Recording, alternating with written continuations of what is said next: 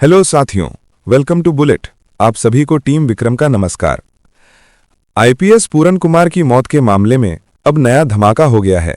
Media की reports ने पूरे महकमे में सनसनी मचा दी है, क्योंकि जो एफआईआर दर्ज हुई है उसमें हरियाणा के डीजीपी और रोहतक के एसपी का नाम सामने आ रहा है। लेकिन चौंकाने वाली बात यह है कि एफआईआर के कॉलम नंबर 7 में किसी भी आरोपी का नाम नहीं लिखा गया, और यहीं से नया बवाल खड़ा हो गया है। आईपीएस पूरन कुमार की पत्नी, जो खुद एक आईएएस अफसर हैं, उन्होंने सीधे प्रशासन और सरकार पर उंगली उठाई है। उनका कहना है कि इस मौत के पीछे कई बड़े अधिकारी जिम्मेदार हैं, लेकिन कम से कम डीजीपी और तत्कालीन एसपी को तुरंत गिरफ्तार किया जाए। वो मांग कर रही हैं कि जिन अधिकारियों ने पूरन कुमार के साथ जातिगत भेदभाव किया, उन्हें उम्र कैद तक की धाराओं में फंसाया जाए, ताकि सच्चाई का गला न घोटा जा सके। अब सबसे बड़ा सवाल यहीं खड़ा है कि जब किसी आम व्यक्ति के केस में एफआईआर होती है तो आरोपी का नाम लिखा जाता है, तो फिर यहां 10 से ज्यादा आरोपियों के बावजूद किसी का नाम कॉलम नंबर 7 में क्यों नहीं है? जब पूरन कुमार की पत्नी को एफआईआर की कॉपी मिली तो वो स्तब्ध रह गईं, क्योंकि जो गलती वहां नजर आई वो गलती नहीं बल्कि किसी गहरे खेल की बू दे रही थी। उनका आरोप है कि एफआईआर में बेहद हल्की धाराएं लगाई गई हैं, जबकि असली दोषियों पर उम्र कैद जैसी कड़ी धाराएं लगनी चाहिए थीं। इससे साफ झलकता है कि प्रशासन और सरकार के बीच कोई अदृश्य मिलीभगत है, जो पूरे केस को कमजोर करने की कोशिश कर रही है। फिर भी सरकार ने कार्रवाई का आश्वासन दिया है, लेकिन सवाल वही है, क्या आश्वासन से न्याय जिंदा रह सकता है? यहां साफ दिख रहा है कि जिस आईपीएस अधिकारी ने अपनी जान गंवाई, अब उनकी मौत के साथ भी खिलवाड़ हो रहा है। यही वजह है कि पूरन कुमार की पत्नी आज बेहद नाराज हैं और पूरे दर्द के साथ मुख्यमंत्री से इंसाफ की उम्मीद कर रही हैं। लेकिन क्या उस उम्मीद के पार न्याय का सूरज उगेगा, या फिर यह केस भी व्यवस्था की अंधेरी गलियों में गुम हो जाएगा? यही अब सबसे बड़ा रहस्य बन चुका है। अब असली खेल यहीं से शुरू होता है, क्योंकि प्रशासन ने एफआईआर के कॉलम नंबर 7 में किसी भी आरोपी का नाम इसलिए नहीं लिखा क्योंकि ये सारे आरोपी कोई आम लोग नहीं, बल्कि खुद सिस्टम के धुरंधर खिलाड़ी हैं, जो सत्ता और प्रशासन की जड़ों में बैठे हैं। अगर इन सबको एक साथ पकड़ लिया गया, अगर ये सब जेल चले गए, तो पूरा प्रशासन हिल जाएगा, महकमे में भूकंप आ जाएगा। और यही वजह है कि एफआईआर के हर पन्ने पर सन्नाटा है। आरोपियों की लिस्ट पढ़कर किसी के भी होश उड़ जाएं, क्योंकि उसमें मौजूदा डीजीपी का नाम साफ तौर पर लिखा गया है। रोहतक के तत्कालीन एसपी का नाम दर्ज है। इसके अलावा एक एक्स डीजीपी का नाम भी शामिल है, और तो और मुख्य सचिव और सेवानिवृत्त मुख्य सचिव तक का नाम भी सामने आया है। यही नहीं, कई आईएएस अफसरों के नाम भी इस सूची में दर्ज हैं, जो अब पर्दे के पीछे से इस पूरे खेल को संभालने की कोशिश कर रहे हैं। इन्हीं बड़े नामों को बचाने के लिए प्रशासन जानबूझकर एफआईआर में देरी कर रहा है, नाम दबा रहा है और हर कदम पर समय खरीद रहा है। यही वजह है कि अब मामला और ज्यादा उलझता जा रहा है और चारों तरफ बवाल मचा हुआ है। सोचिए, अगर यही मामला किसी आम इंसान का होता, जिसने किसी आम नागरिक का नाम पत्र में लिखा होता, तो पुलिस की गाड़ियां उसी वक्त घर पहुंच जाती, गिरफ्तारी होती और अगले ही दिन जेल के दरवाजे खुल जाते। लेकिन यहां खेल उल्टा है, क्योंकि जिन पर आरोप है वही व्यवस्था के कर्ता धर्ता है, और इसी वजह से अभी तक केवल बयानबाजी और प्रक्रिया की लंबी रस्में निभाई जा रही हैं। आईपीएस पूरन कुमार ने अपनी मौत से पहले जो पत्र लिखा, उसमें लगाए गए आरोप इतने भयावह हैं कि कोई भी उसे पढ़कर कांप उठे। उस पत्र की पंक्तियों में जो दर्द है, जो सच्चाई छिपी है, वो किसी तूफान से कम नहीं। और उस तूफान की गूंज अब धीरे धीरे पूरे सिस्टम में सुनाई देने लगी है, जिसकी पूरी कहानी हम आगे विस्तार से बताएंगे। तो चलिए इन सभी खबरों को जानते हैं बेहद विस्तार से, आसान भाषा में। सबसे पहले देखिए कि पूरन कुमार के सुसाइड नोट ने कैसे खोला पुलिस सिस्टम का सच। तो 7 अक्टूबर की सुबह जब चंडीगढ़ से खबर आई कि आईपीएस पूरन कुमार ने खुद को गोली मार ली है, तो पूरे हरियाणा में सनसनी फैल गई। उनके 9 पन्नों के सुसाइड नोट में 12 वरिष्ठ अधिकारियों के नाम थे, जिनमें 7 से 8 आईपीएस और 2 आईएएस अधिकारी शामिल थे। नोट में उन्होंने लिखा कि उन्हें जातिगत भेदभाव, मानसिक उत्पीड़न और अनुचित पोस्टिंग के माध्यम से परेशान किया गया। उन्होंने ये भी लिखा कि उनके खिलाफ नावश्यक नोटिस जारी किए जाते थे ताकि उनकी छवि खराब हो। पूरन कुमार ने लिखा कि उनके खिलाफ साजिशों की शुरुआत तत्कालीन डीजीपी मनोज यादव ने की थी, जिन्होंने उन्हें कई मौकों पर बेइज्जत किया और उनके साथ पद का गलत इस्तेमाल किया। उन्होंने लिखा कि जब उनके पिता मृत्युशैया पर थे, तब तत्कालीन एसीएस राजीव अरोड़ा ने उन्हें अवकाश तक नहीं दिया, जबकि उन्होंने खुद मुख्य सचिव को इसके लिए लिखा था। पूरन कुमार ने बताया कि वरिष्ठ अधिकारियों ने न केवल उनके काम में बाधा डाली, बल्कि उनके खिलाफ गुमनाम शिकायतें कराकर बदनाम करने की कोशिश की।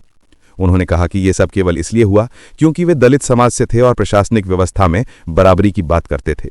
सुसाइड नोट में उन्होंने उस असहाय दर्द का जिक्र किया जो उन्हें बार बार झेलना पड़ा, जब किसी ने उनकी शिकायतों को गंभीरता से नहीं लिया और उनके आत्मसम्मान को बार बार रौंदा गया। पूरन कुमार ने अपने अंतिम नोट में लिखा कि अब वो इस अन्याय, अपमान और भेदभाव को और सहन नहीं कर सकते। उन्होंने बताया कि कैसे हर स्तर पर उन्हें निशाना बनाया गया।